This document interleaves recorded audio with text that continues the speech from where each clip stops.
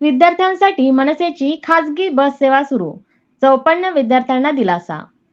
सोपन चनोडा येथील विद्यार्थ्यांकडून राजू उंबरकर यांचा सत्कार. मारेगाव तालुक्यातील चोपन व चनोडा येथील शालेय विद्यार्थ्यांना मानव मिशनची एसटी बस सेवा अनेक दिवसांपासून उपलब्ध होत नव्हती. वारंवार मागणी करूनही बस सेवा सुरू न झाल्याने विद्यार्थ्यांना दररोज ऑटोने किंवा पायी मारेगाव शहरातील विविध शाळांमध्ये जावे लागत होते. त्यामुळे विद्यार्थ्यांचे शैक्षणिक नुकसान होत असून त्यांना मोठ्या अडचणींना सामना करावा लागत होता.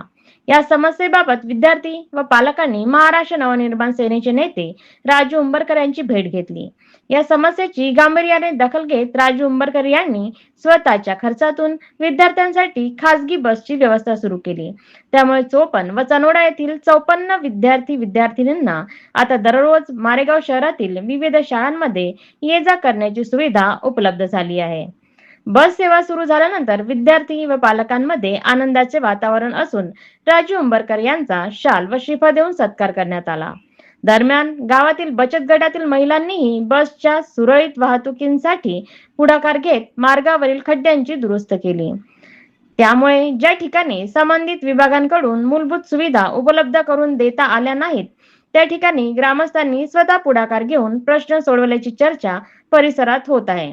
या घटनेमुळे परिवहन विभाग व सार्वजनिक बांधकाम विभागाच्या कार्यपद्धतीवरही प्रश्नचिन्ह उपस्थित होत आहे. बस नव्हती पहिल्या गावात, आता सुरू झाली. ऑटो ना. मग आम्ही डेपोत गेलो, डेपोतून बस काही दिली नाही म्हणून मग राजूभाऊ उंबरकरकडे गेलो आम्ही, त्याने मग बस दिली. पहिले काय त्रास होत होता बस नव्हती तर शाळेत जायला? ऑटो सुटून जात होता कवा कवा कवा. ऑटो जागा नाही व्हायची, पैदल मारडीला जावं लागत होतं. शाळा बुडत होती. मग आता बस सुरू झाली. कोणाची बस आहे? हे राजूभाऊ उंबरकर. शाळेचे विद्यार्थी आहोत आणि आजपर्यंत आम्हाला शाळेत जाण्यासाठी बसची सोय नव्हती. त्यामुळे आम्ही राजूभाऊ दादांकडे हा संदेश पोहोचवला की आम्हाला शाळेत जाण्यासाठी कुठलीही सोय नाही आहे, बस नाही आहे, तर तुम्ही काहीतरी सोय करून द्या. तर राजू दादांनी आमच्यासाठी स्वतःची 60,000 देऊन बस केली आणि आज आम्हाला शाळेत जाण्यासाठी तीच बस कामी येत आहे. बरं, कसा त्रास होत होता आधी शाळा बस नसताना? म्हणजे आम्हाला कुठलेही पायी जावं लागलं, पैदल जावं लागत होतं किंवा कुठलेही वाहन नव्हतं मिळत आणि आज ते साध्य झाले. आज आम्ही बसने जात आहोत आणि त्यासाठी मी राजभाऊंचे धन्यवाद करतो. ची फार बिकट अवस्था आहे, नुसती शेतकऱ्याचीच नव्हे तर आपण जर पाहत असाल हे चिमुकले मुलं यांना इथून 17 किलोमीटर शाळेला जावं लागते, परंतु शासन बस द्यायला असमर्थ आहे. वेगवेगळे कारण सांगतात आणि त्यांचं कुठलंही लक्ष त्या ग्रामीण भागामध्ये नाही. आणि ज्यावेळेस हे सगळे चिमुकले आपल्या पालकांसोबत माझ्याकडे आले त्यावेळेस मी सुद्धा महामंडळाला विनंती केली, परंतु त्यांनी मला सांगितलं की भरत्या झालेल्या नाही आमच्या, आणि भरत्या झाल्या नाही त्याच्यामुळे आमच्याजवळ मनुष्यबळ नाही आणि त्याच्यामुळे आम्ही गाडी देऊ शकत नाही. अशा अनेक कारणं ते सांगत असतात आणि म्हणून या मुलांची हाल होऊ नये म्हणून महाराष्ट्र नवनिर्माण सेनेने स्वखर्चाने आज हा पहिला उपक्रम बसचा सुरू केलेला आहे. आणि आपल्या माध्यमातून सांगू इच्छितो की ज्यांना ग्रामीण भागामध्ये जिथं कुठं अडचण असेल त्यांनी महाराष्ट्र नवनिर्माण सेनेच्या पदाधिकाऱ्यांना कार्यकर्त्यांना भेटावं, ते निश्चितच सर्व मुलांसाठी धावून जातील. शासन नेहमी दावा करते मानव विकास मिशनच्या बसेस शासनाने आणल्या होत्या, विद्यार्थिनीसाठी बसेस असल्याचा दावा केला जातो आणि सर्व सुविधा विद्यार्थ्यांना आहे असं नेहमी सांगितलं जातं, परंतु काही हरकत नाही. परंतु अद्यापही अशा सुविधा नसल्याचं आपल्या निदर्शनास आलं. साधारणतः किती असे विद्यार्थी असतील, किती गावांमध्ये ही समस्या आहे?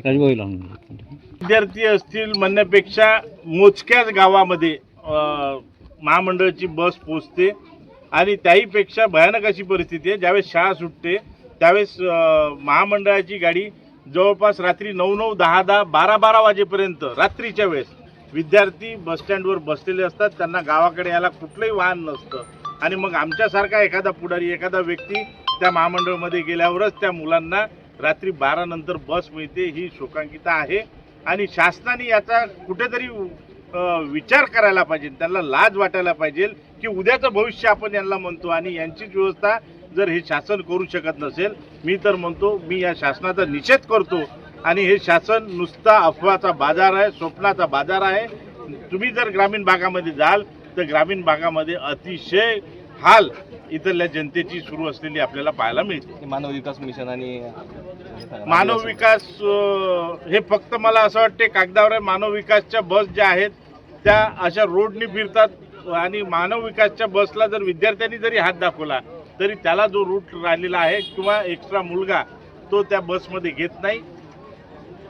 मुलांसाठी ती बस असल्यावरही ते मुलांना घेत नाही किंवा मोजक्याच बस आता त्या चालू आहेत. काही बस भंगार झालेल्या आहेत, त्याच्यामुळे त्या डेपोमध्ये जमा झालेल्या आहेत. आणि मानव विकासचा निधी नेमका या शासनाचा निधी जातो कुठं हे शासन कर्त्यालाच माहिती आहे.